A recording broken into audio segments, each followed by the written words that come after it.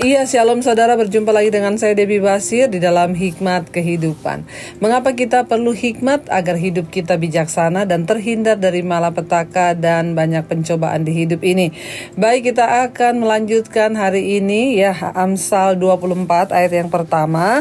Firman Tuhan berkata begini, "Jangan iri kepada orang jahat, jangan ingin bergaul dengan mereka."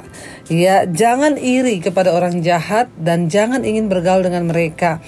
Saudara, ya memang seringkali terlihat orang yang jahat itu kok hidupnya baik ya. Orang jahat itu kok lebih kaya, lebih mujur. Sementara kita kadang-kadang yang hidup dalam kebenaran ini kok ya pas-pasan. Tapi Alkitab mengingatkan jangan iri kepada orang jahat. Karena hidup ini bukanlah hanya soal kita berbahagia di dunia ini karena memiliki kekayaan dan kesuksesan secara duniawi. Tapi yang menentukan adalah ketika kita hidup dalam perkenanan dan takut akan Tuhan. Jangan iri hati kepada orang jahat. Jangan ingin bergaul dengan mereka. Agar hidup kita terhindar dari malapetaka, kita harus pintar memilih sahabat. Kita harus pintar memilih dengan siapa kita bergaul. Kita harus berani memutuskan hubungan dengan orang-orang yang tidak membawa nilai positif dalam hidup kita. Untuk bergaul ya saudara, jangan anggap mereka musuh, tetapi jangan bergaul dengan mereka. Bergaul itu artinya dekat, membangun hubungan yang dekat. Sebagai anak Tuhan, kita harus berani ya untuk menyatakan sikap. Kalau saya bergaul dengan dia, ya lama-lama saya juga akan ikut ya dengan dosanya, akan ikut dengan ini. Jadi Alkitab mengingatkan jangan iri kepada orang jahat dan jangan ingin bergaul dengan mereka. Ya, mari ya kita harus bisa memilih pergaulan yang benar. Alkitab berkata, pergaulan yang buruk dapat merusakkan kebiasaan baik. Karena itu pilihlah dengan siapa teman engkau akan berteman, orang-orang yang terus takut akan Tuhan dan agar hidup kita terhindar dari segala malapetaka. Ya, ayat yang kedua berkata, karena hati mereka memikirkan penindasan dan bibir mereka membicarakan bencana. Mengapa kita tidak boleh bergaul dengan orang jahat? Ya, karena saudara, hati mereka itu yang ada hanya mereka memikirkan penindasan dan mereka membicarakan bencana. Ya, kalau kita bergaul dengan orang jahat, kita juga akan jadi jahat. Kenapa? Yang ada dalam hati mereka hanya penindasan, hanya kejahatan, hanya apa ya? Ya, mari kita berdoa sungguh-sungguh agar kita memperoleh ya kepekaan untuk menentukan. Mungkin ada yang bertanya, tapi itu keluarga saya Bu, tapi orangnya. Jangan bergaul ya. Anggap dia saudara tetapi jangan bergaul. Artinya apa? Membangun hubungan yang lebih dekat lagi setiap hari bersama dia, karena kita pasti akan ketransfer roh yang tidak baik. Terutama bagi anak-anak muda, pilihlah dengan benar siapa teman engkau bergaul. Jangan bergaul dengan orang berdosa, karena pasti engkau akan ikut terseret dalam dosa mereka.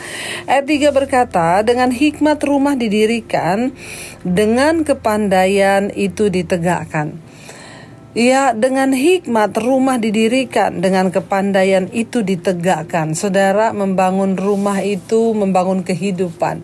Membangun kehidupan itu seperti membangun rumah, Alkitab mengibaratkan. Makanya Yesus juga berkata dalam semua perumpamaan, orang yang mendengarkan firman dan melakukannya dalam hidupnya, ia seperti orang yang bijaksana yang membangun rumahnya di atas batu. Ya, ketika datang angin, badai, hujan, banjir, maka rumah itu tetap kokoh. Kenapa? Karena dibangun di atas firman Tuhan. Tetapi sebaliknya, orang yang bodoh itu membangun rumahnya di atas pasir, sehingga ketika datang banjir, bandang, hujan, bahkan angin kencang, maka rumah itu segera roboh karena landasannya tidak kuat. Ya, ayat ini meneguhkan kembali, dengan hikmat rumah didirikan. Permulaan hikmat ialah takut akan Tuhan. Bagaimana kita bisa membangun kehidupan kita, rumah kehidupan kita agar berbahagia dan sentosa? Hanya dengan hikmat Tuhan. Dengan takut akan Tuhan, kehidupan kita akan berbahagia. Ya, dan dengan kepandaian itu ditegakkan. Ayat yang keempat, dan dengan pengertian kamar-kamar diisi dengan bermacam-macam harta benda yang berharga dan menarik. Wow, saudara ya, firman ini luar biasa. Kehidupan kita diibaratkan dengan orang yang membangun rumah di atas dasar hikmat, dengan kepandaian, mengisi kamar-kamarnya juga dengan kebijaksanaan, saudara ya, sehingga rumah itu akan kokoh dan juga menjadi rumah yang indah, saudara. Ayat yang ke-6 berkata, karena hanya dengan perencanaan engkau dapat berperang, ya.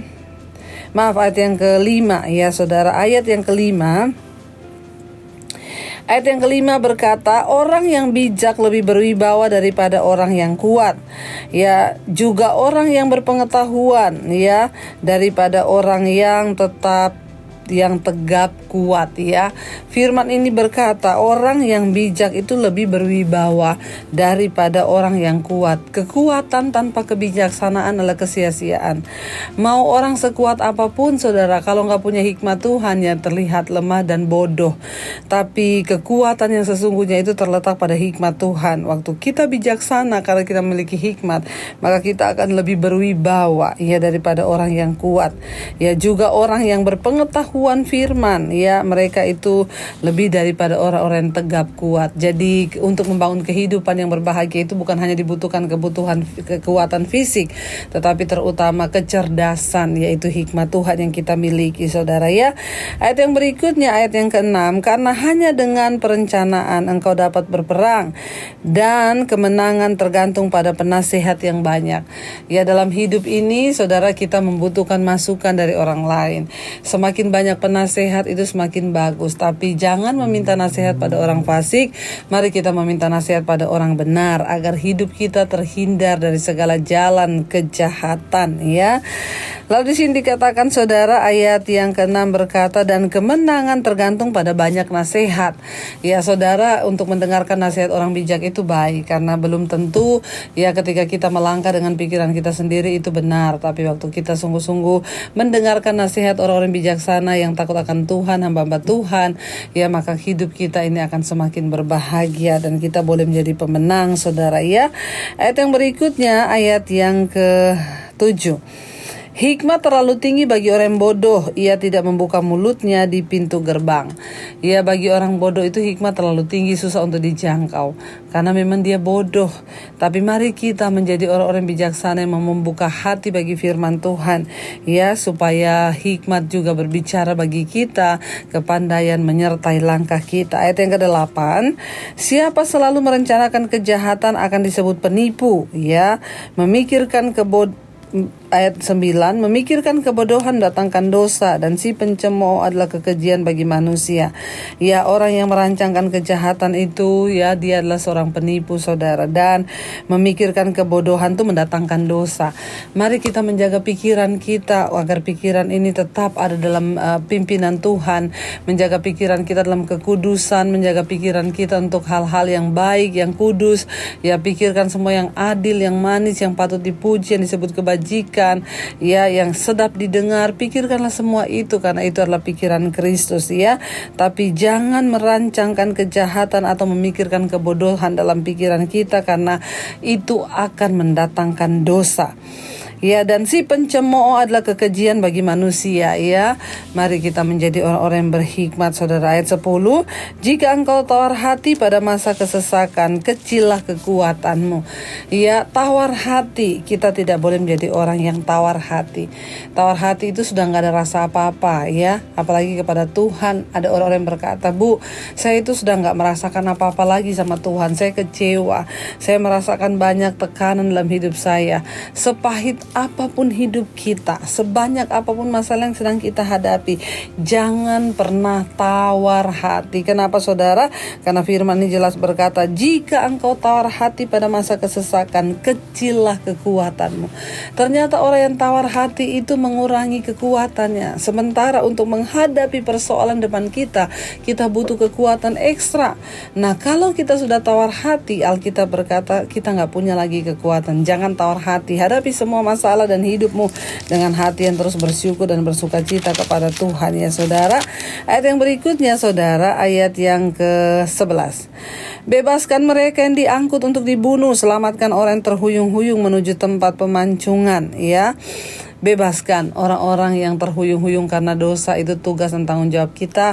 Mari kita terus berdoa. Mungkin orang di sekelilingmu yang sedang terhuyung-huyung, saudara, engkau dipanggil Tuhan untuk melayani orang-orang di sekeliling kita. Mari kita menjadi penuai di akhir zaman ya, atau keluargamu, orang-orang yang membutuhkan topangan hari-hari ini, bangunkan mereka, bangkitkan mereka saudara ya.